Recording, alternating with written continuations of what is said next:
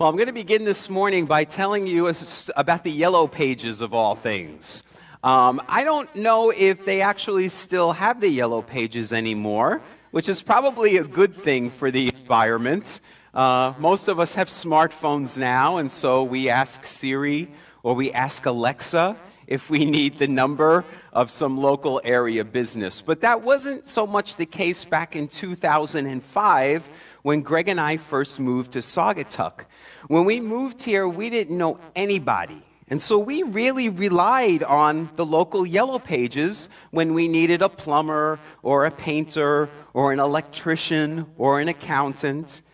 And Greg and I were so astounded when we'd flip through the Yellow Pages, and in so many ads in the corner, there was a symbol of the little Jesus fish. Greg and I had never seen this in any of the other Yellow Pages of any of the other cities we ever lived. But almost every other ad had the little Jesus fish, and we didn't see symbols of any other faiths.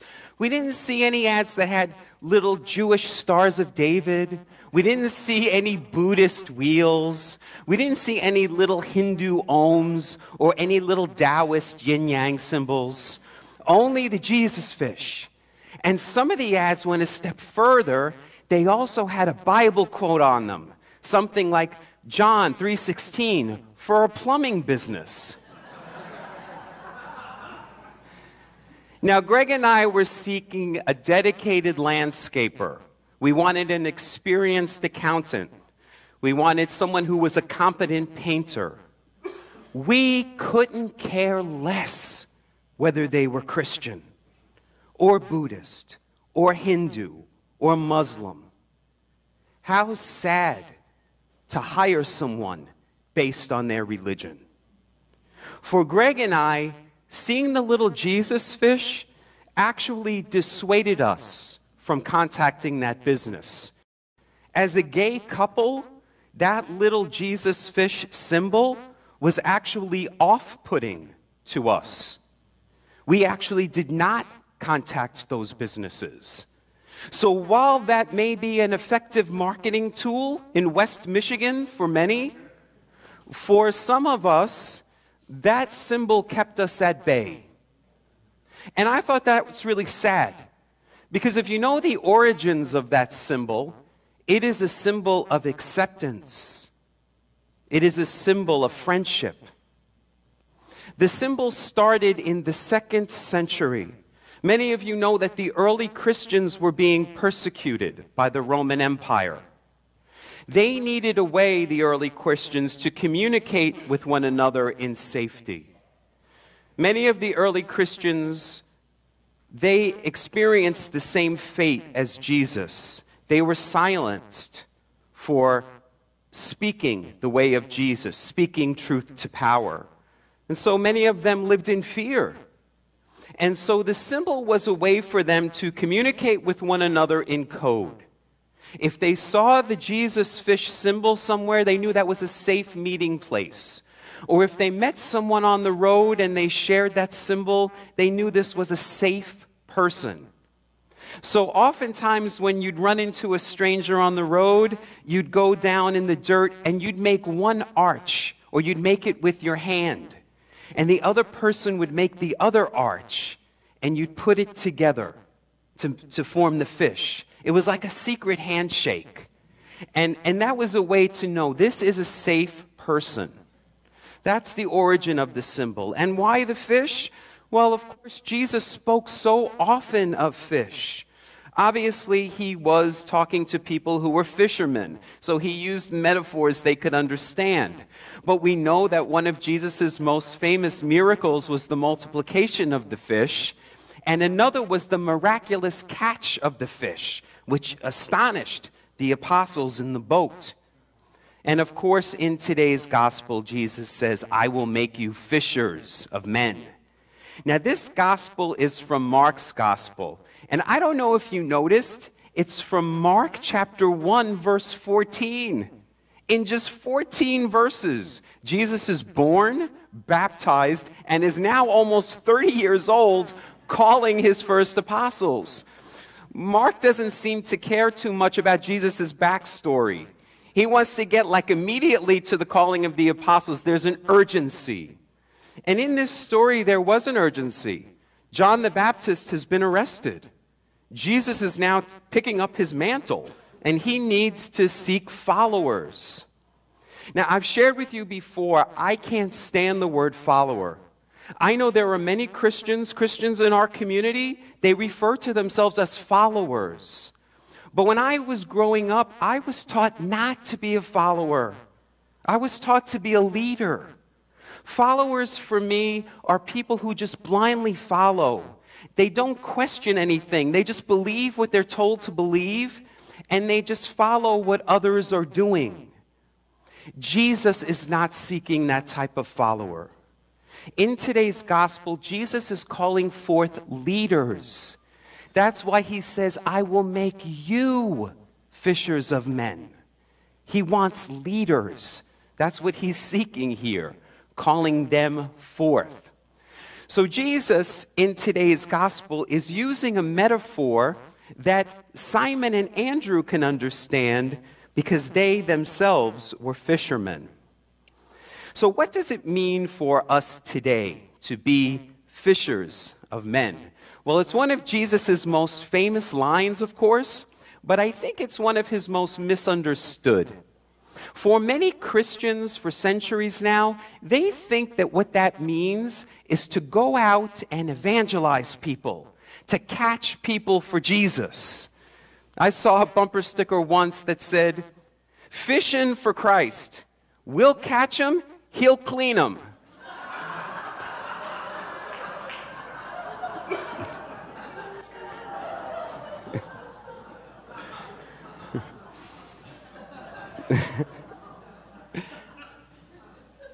But think about what happens when someone is fishing. A fisherman takes a hook and they put bait on it, something to entice the fish. And when the fish is caught, they take it out of its natural habitat. Christian missionaries have done this form of fishing with people for centuries. They've gone into foreign countries, into people's natural habitats where they already are swimming quite well and having a lovely faith tradition, and they go in with a hook and with bait. We'll build you schools. We'll build you houses. But there's a catch. You must convert. You must accept Jesus Christ as your Lord and Savior. Jesus is not asking us to do that by being fishers of men. Jesus did not want us to convert people to a religion. Jesus already had a religion, a beautiful religion that he loved. Jesus was Jewish. If you want to go out and convert people to the religion of Jesus, go and convert them to Judaism. Jesus didn't want us to start a new religion. He didn't. When Jesus said, I want followers, he wanted people to follow his way of life, to do as he did. This way of loving, this way of living, this way of forgiving, this way of being. That's what he was seeking. People who would do as he did, live as he lived, loved as he loved, regardless of their lot in life, regardless of their faith tradition. That's what he was seeking. That's what it means to be fishers of men. I think so beautifully, our words of integration this morning, she said it perfectly. She said, Simon and Andrew were fishermen. So maybe that's why Jesus said, I'll make you fishers of men. Had they been carpenters, he'd ask them to go build the kingdom. If they'd been weavers, he'd say, go weave people's hearts together. God uses our gifts and talents exactly where we are to evangelize. The word evangelize means spread the good news. And we do that in so many ways. Peter and Jeff do that through their music. Others of you do that through your art. Others of you do that through the way you serve people. You're not trying to convert them to be Christian. You're just living this life of love that was the way of Jesus. Now, we know many people in our country today say that they're followers of Jesus, and yet they are people who lie.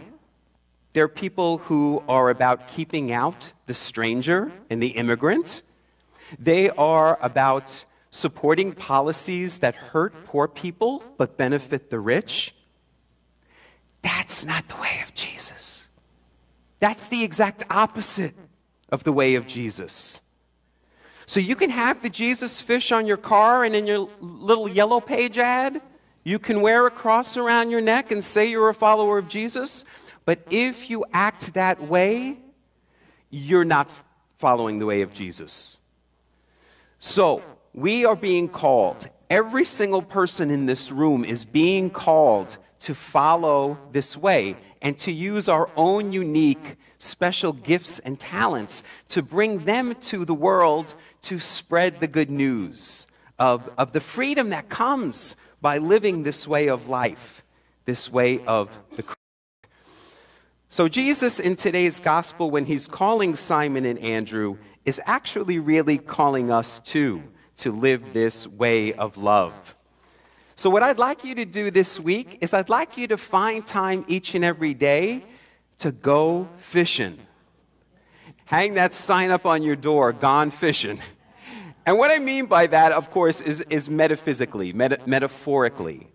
To find time each day to leave behind. Notice how this gospel story ended. The fishermen left their boats and their nets behind, and they followed Jesus. When we are following more fully this way of Jesus, this way of love and forgiveness and peace, we leave behind old ways of thinking. We leave behind old ways of being. It's not that we're becoming somebody else. It's that we're becoming more authentically who God created us to be, leaving behind old ways. So by going fishing this week, what I'm asking you to do is to find time each day to be alone.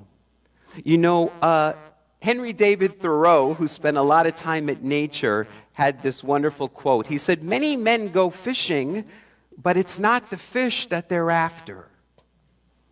Meaning that what they're after is the experience. The fish, that's not really important. What's important is going out alone, away from the busyness of your life, hanging that gone fishing sign, to go out alone in the stillness, in the calm, in the peace, so that you could feel one with everything around you. It's about that experience. You can have that experience each and every day.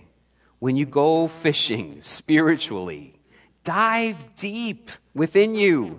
Cast out your net. Go to that still, small voice that is within you. That is the voice of God. May you hear that voice. May you listen to her call. And may you go out and serve the world in the way that God is calling you. Namaste.